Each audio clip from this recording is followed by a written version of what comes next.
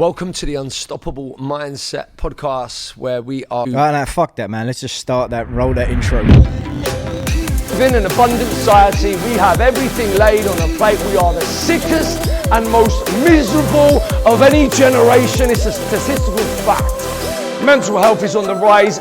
Our children are suffering. How you doing, Brooks? I'm good, man. Yourself? Yeah, here we are 3 years on. Yep, 3 years on. 3 years on from the start. We started this in 2017, and here we are now, 2020. So a lot's been going on, eh? Lots changed. Lots of mental health talks that you've been doing with Morgan Sindel. You've done one with Balfour Beatty before. Done them up and down the country now. Yeah, and funnily enough, actually, that was on the back of the first podcast that we put together. Yeah. So I think on that note, that's really something to point out at the very start of this, because we've been obviously talking about doing podcasts for a while. Yeah. And funnily enough, almost each time we do a podcast, we mention that it's the first podcast, and this is probably about, I don't know, about the fifth one. I think we did the initial story. And it was that initial story, and that was your idea, wasn't it? Yeah, it was. You were pushing me because I'll take the credit for that. Yeah, exactly. Yeah. I want to stress to people straight away that none of this has ever been in my comfort zone. I didn't. Well, it's not that I didn't want to do a podcast. I didn't. It's not in my horizon to speak on camera. Funnily enough, contrary to probably to the belief now, it is something that I find uncomfortable because I've been on a journey since 2016, and I'm still on it. And whilst I'm working on myself on a day-to-day basis, I find it hard sometimes to touch on certain subjects when I'm still trying to solve them, certain subjects myself. So you pushed the issue of doing that podcast, and I just completely honestly, heart on the sleeve, just told my story, and we got a great response from that. Yep. And that led to me being asked to speak in Mental Health Awareness Week. And at the time, I didn't even know that Mental Health Awareness Week existed. That's right. You know, and that's another point. I didn't actually know that. I didn't know they'd done a week of it. No, we didn't even know. We didn't know anything about. I don't think a lot of people did.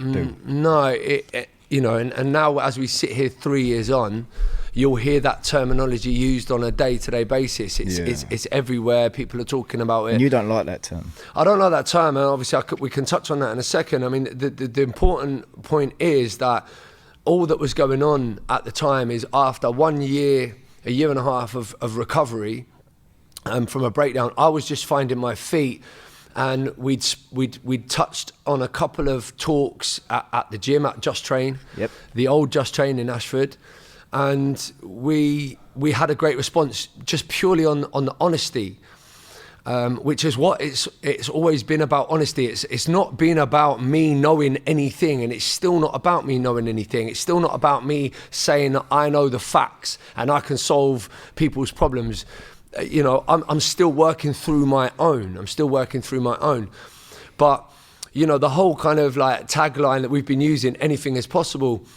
I sat and had a conversation with two directors for a company called Anthology. In the city in London, and you know, they were kind of asking me about why I was there and how I kind of, you know, how this kind of development, this side of my career came about, and really it was just purely on passion. I said it was purely on passion. I'm here based on the fact that someone's told you, you know, that I speak from the heart, and quite clearly that's gone down well. It's always filled me with dread. It's still a big thing for me to do, you know. On the basis that I do have to go over old ground, and I do find that difficult. But for the reason I carry on, for the reasons that after each talk, one person minimum, and that's all enough. That's all that's needed for me. One person will come, and they will say that moved me, or that touched me, or I found that really beneficial, and I found that really helpful. And I suppose then job done. So then here we are, 3 years on, in the midst of what, I don't know, it seems to be some sort of it's a craze, a circus. I don't really know. Do you find that over the last 3 years, the whole sort of mental health thing has changed in terms of in society, the awareness of it? Yeah. It's funny actually because in a good way or in a bad way. Well, this is the thing because so now we're aware, right? You agree? Yeah. Everyone is aware. So I'm left now thinking, and I'm looking to the people that have been pushing that awareness side of things. Okay, fine, we're aware. What now? Like what now? What do you want to do now? Because as far as I can see, we're at the start of something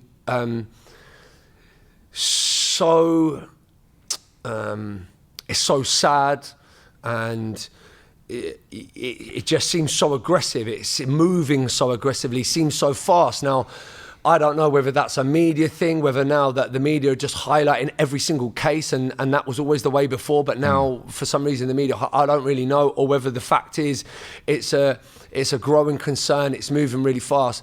I see it definitely as a dire situation. It's sad for me to see the ages is now starting from very young, and again, I don't know whether that is something genuinely quite new or it has been going on but just never been highlighted. But it seems to be, I've spoken with teachers and they're saying, yeah, it's crazy now, the things that they're dealing with, they weren't dealing with these things on the scale that they were dealing with them 5 years ago. You're finding kids on medication for like anxiety and depression? Yeah, well, I mean, it's crazy because when I had a sit down with a sect of the construction industry, and they were saying we're struggling because we're not really meant to, there's certain medications that are not meant to be used if people are handling machinery and certain things, and they've got all their apprentices coming on, and a large quantity of them are already coming into the industry at 17 with issues relating to the mind, anxieties, depressions, and so on, and troubles. And they're like, they're now having to adapt and change and start to understand what these medications do, and can they work, can they function. But I mean, 3 years into this, it's crazy. I know it's crazy. For me, it's just crazy. The whole, has it evolved for the better? Is mental health awareness the right approach? Is opening up and talking the right approach? I think one thing our society has mastered actually is talking, but we excuse my language, but we talk shit. Yeah. That's predominantly what we do. We talk shit. What we need to do is learn how to communicate with each other. We need to learn how to communicate with each other as human beings. We need to understand actually that, that we're not all fine, that we shouldn't accept the fact that we're not fine. We should obviously, communicate with each other, start to understand that on a deeper level, we're struggling psychologically for reasons that could be stemming back, to childhood. And they could just be reasons purely based on the sheer pressure, the crushing pressure that society places on people nowadays, the amount of pressure to earn money, to look good, feel, all this crazy stuff, the amount of labels that we attach ourselves, vegan this, vegan that, and what's good, what's bad, it's all just crazy. We're just adding pressure upon pressure to ourselves. So we need to communicate with each other, and that needs to be done on a human level. We shouldn't just talk and then acknowledge that we've got problems and then not work together as a society to solve them problems, because that's what's lacking. The awareness, we're out. Okay, the subject is out publicly, everything is out. The talking, I totally understand it, but now let's say right, that's that, fine. We all know this and that.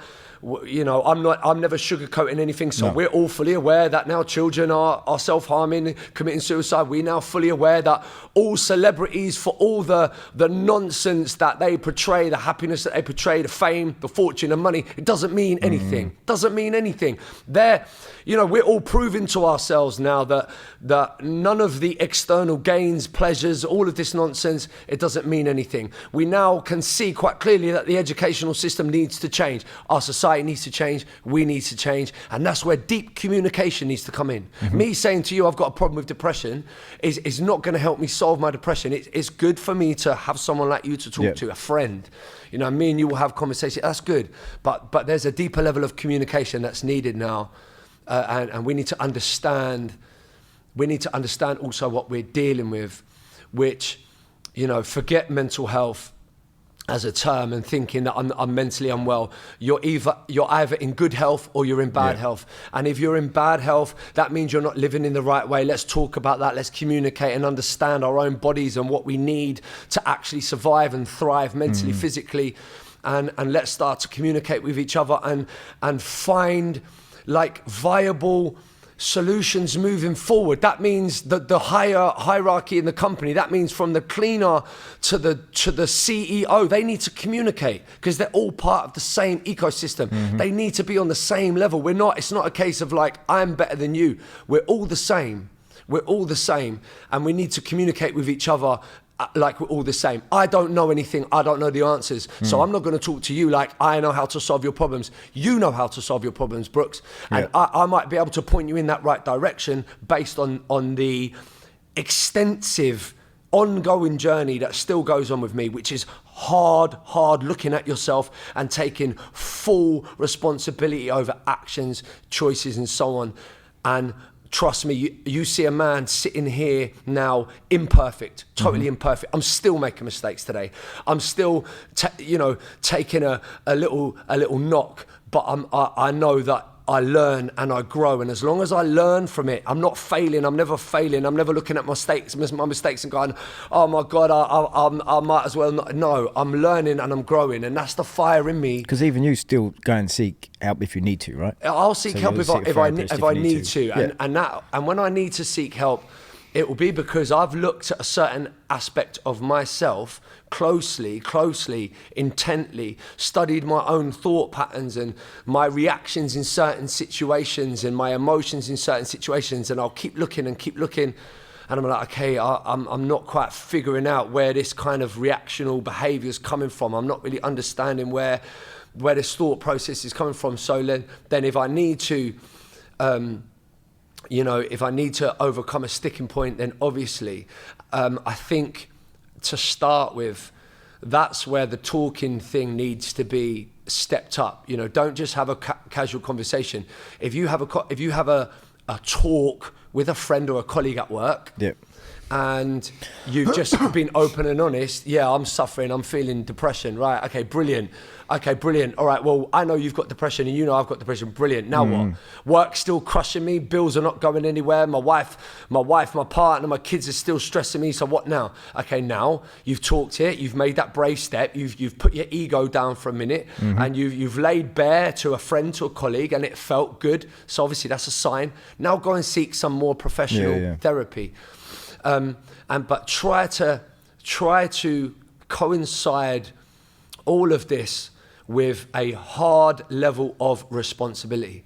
And for me, that's been the key aspect to my journey. Like, I'm responsible for me. You know, there's a powerful saying, I use it, I pass it on to people, and it's quite deep, so it's hard to understand, but you are here alone. So what I mean by that is me and you are sitting here, like physically I'm here, physically you're there. But your experience of this podcast, this conversation is inside you. And my experience of this podcast and this environment is inside me. Like, and inside me is only me. So this outer shell, yes, of course, this outer shell, I can be sitting in a room with 10 people, but inside the experience of the room, my experience of them 10 people is inside me. And when you start to embrace that it's just you, I'm here. Like, when I feel fear, it's fear because something's going on inside of me. When I feel jealousy, it's because something inside of me is going on inside of me. When I'm feeling anxious, it's inside of me. When you start looking that close at yourself, firstly, let me tell you that it's one of the hardest things to do.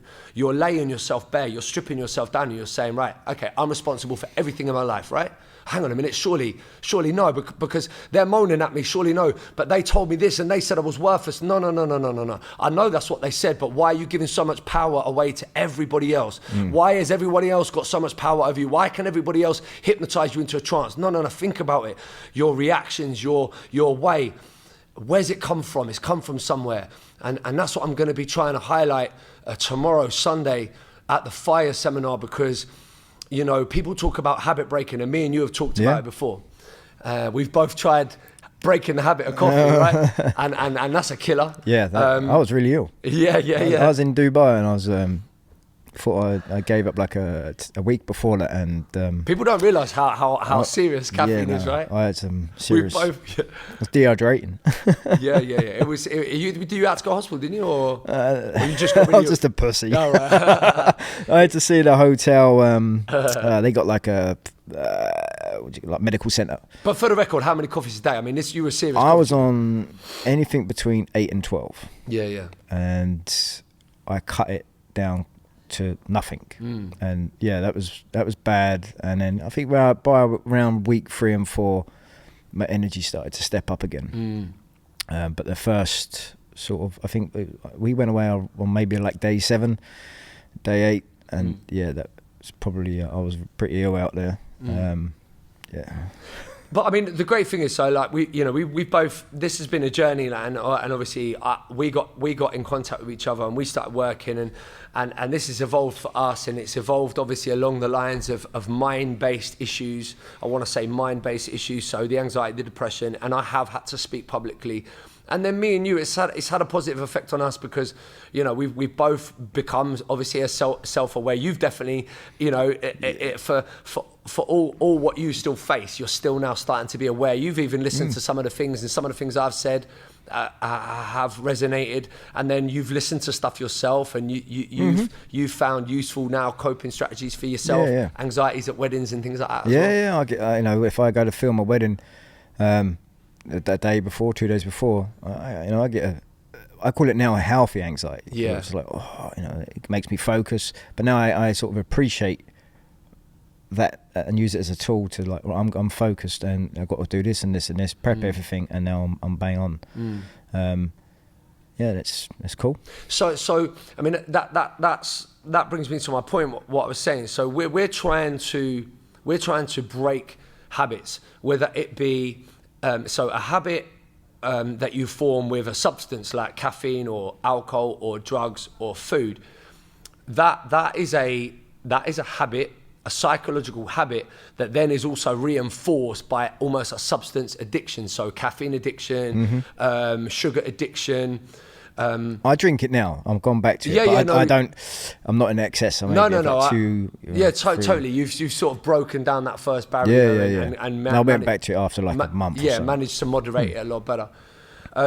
So you've got those habits. They're some of them are purely psychological, like behavior, reactive patterns. When someone says something to you, you react in a certain way. If you're with your partner, you have jealousy, certain things like that. So I've been looking at this myself quite closely through looking at myself. Okay, and I must highlight that all of this learning is through massive self-reflection. But I'm looking at habit in general, and there's a lot of people that have tried to break habits, even trying to break the habit of lethargy and inactivity by coming to Just Train or joining the gym or whatever it is they do. And they come in and they're so hyped up and they're so positive, and they're like, this is the new me, this is it. And they want to break a mold. They've obviously recognized that something in them is unhappy. Is not working. They're not feeling good. Maybe some physical, mental health issue, something like that. And they want to break the habit of inactivity. So they come to the gym and they fire up, and 1 month later they're out, you know, and then they try to give up food or change their lifestyle. 1 month later they're back to normal. And I'm looking at this closely, and I'm starting to realize that there's a character that has been created through a lifelong storage of information via the subconscious mind. In your subconscious mind, you have effectively a matrix, a map of information, infinite information. You've got more storage and processing capability in a subconscious mind than any more than the most sophisticated computer on the planet. And it's processing and taking information at such a high speed. it's a higher processor from birth to the age of 7. So everything you've ever seen, everything you've ever looked at, everything that's ever been passed down to you, everything that's been displayed, any behavioral patterns that have been displayed by parents, by friends, at school, the trends, we all imitated each other, we all cloned each other, so that the mind has been looking and watching and observing and taking in information and creating this character centered around a name that you didn't choose. You didn't choose your name, but you take that as fact. You didn't come out and say, right, I'm going to choose that name and I'm going to choose this path for me. I'm going to choose these parents and these teachers and they're going to teach me the best way. You had no say in it. Now, our parents love us. Does that mean they always taught us the right thing when they gave us food as comfort and kind of wrapped us up in cotton wool life? Does that mean that was the right way? I'm not saying it wasn't an unloving way, but was it the right way for the ferocity of life and the society that we deal with now? Not necessarily. So I realized that this name, this Tom Pace character, that I do see that as now, this Tom Pace, I see it as a character, was a combination of stories, ideals, concepts, and beliefs from everybody else. They were also ideals and certain levels of imitation that I created. Like, I wanted to be like him. I wanted to fit in with the crowd. I wanted to do this. They were also habitual behavioral patterns where I didn't like life, so I tried to escape. So I tried to escape through recreational drugs. So that also built up more habit and more ways and more ingrained behaviors that were destructive. So I realized that we're all trying to break these habits, but the one habit, the one real habit, the true habit that you need to break is you. That's the habit. And you are a combination of your life story and everything you've ever picked up, right or wrong. But it's the wrong that seems to be, it's the wrong that seems to surface. Now, why does it surface? Because the right doesn't necessarily help you grow and strengthen as a person as much as the wrong does. And I don't know whether that's a universal, belief as such, or that most people would agree with that. But through my own experience, I know that I used to fear pain. I used to look at pain as failure, as a mistake. Like, life was hard, I couldn't handle it. But it was only when I started to really look at myself hard and at Tom Pace and what Tom Pace had learned, I started to realize, okay, I'm here now. I stand alone in this world. Am I my history? Am I the content of my mind? Am I just a robot that's been programmed and can't change? No. And that's got to be the strongest message that I say right now, is that whatever you're experiencing bad, stop looking at it as a defeat, as a weakness. Look at it as a chance to go strong. And sure, I did define a lot of my traits as weakness, but it gave me the fire to be strong. I had to say, like, I am weak and I need to be strong. So it wasn't a case of weak as a derogatory comment. It was like, okay, well, that's a good starting point. I can only go up from there. I'm not going to go backwards. I can go up. I can go up from there.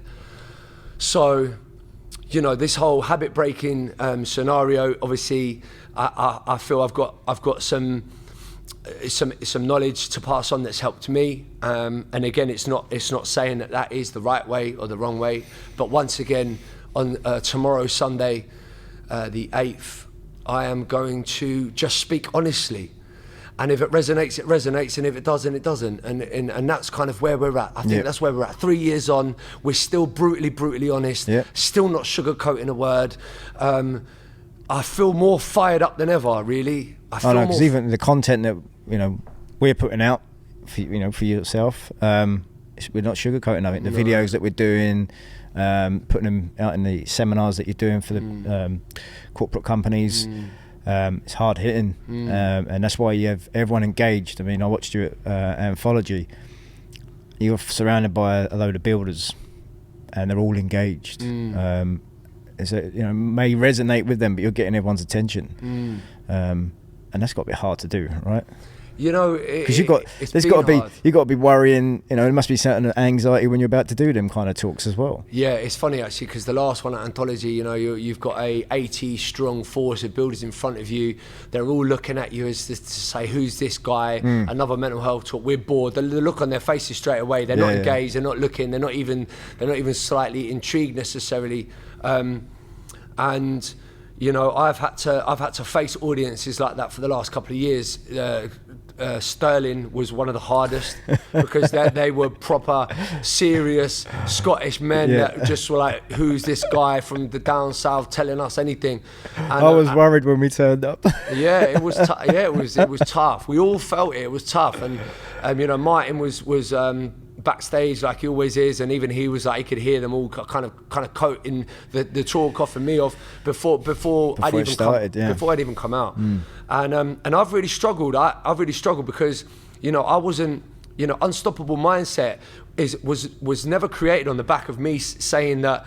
I started to feel that anything was possible, and I started to understand what unstoppable mindset means to me in my life. If I could create a mindset where I wasn't so affected by the outside world and by people's opinions and so on and so on. So it's something that's being cultivated still on a day-to-day basis, and I'm still imperfect, and I still have my struggles, and I still have my down days, bad days.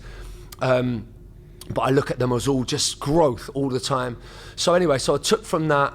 And I've been working on trying to be in a moment every time I'm faced with an audience. This last one, Anthology, the way I handled the initial kind of when they're all walking in was, I have this thing when I get nervous, my right leg starts to shake. Right. And when my right leg starts to shake, that's when I know I'm really nervous. So then my mind can grip that sensation. It can grip that sensation and start to talk. Oh, you're nervous. Oh my God, you're going to do this. Oh, they don't want to see you. Look at them. They're looking at you. But I didn't allow that to happen this time. So I became fully aware of my body and what was going on. And I just started to pay hard attention to my breathing. And I stood there and I looked at them, and I was looking at them and gazing some of them in the eye and giving them the nod. And surely, you know, that nervous energy, it subsided massively, but then transferred into the passion energy that you saw. And I'm not hard hitting for the sake of it. I'm hard hitting because I'm hit hard by this subject. I'm deeply saddened by the subject. I was always deeply saddened by how much I had driven myself into despair. And I'm so saddened by the stories that are being presented to me every single day. So I go hard because it is hard. It is hard. It's an uncomfortable situation. So of course I'm not going to sugarcoat it. It's totally insulting for the people that come to me and said, yeah, and will pull me to one side and say, close in here, yes, I was in hospital, or yes, this happened to me. It would be insulting for me to sugarcoat it in any other way, to get some flip chart out and pull out stats and say, you know, at the moment, listen, this is the reality of it. There isn't a light at the end of the tunnel right now at this moment. Yeah. We are aware of it, and I don't see at the moment anyone's coming up with any sort of single solution as to what we do now. We've become aware, what do we do now?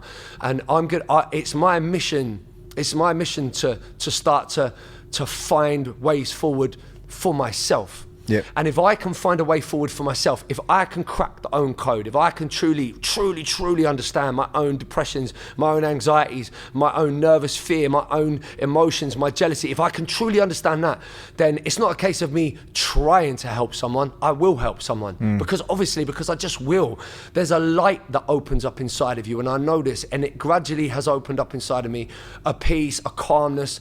And just that alone has got us, me and you, the team, where we are now. Unstoppable has been a growth of pure passion and of deep introspective look and responsibility. That's all. No courses. I want to say no courses, no qualifications, and I never will. I never will go on any course because I want to understand my own mind. Yeah. I want to understand my own mind, and no one can tell you how to understand your own mind. You're the one that lives with your own mind. Only you live with your own mind. Yeah. You know the deep depths and the darkness of your own mind. You know the absurdity of your own mind when you look at the weather and you keep bitching and moaning and complaining about the weather. I've talked about it many times.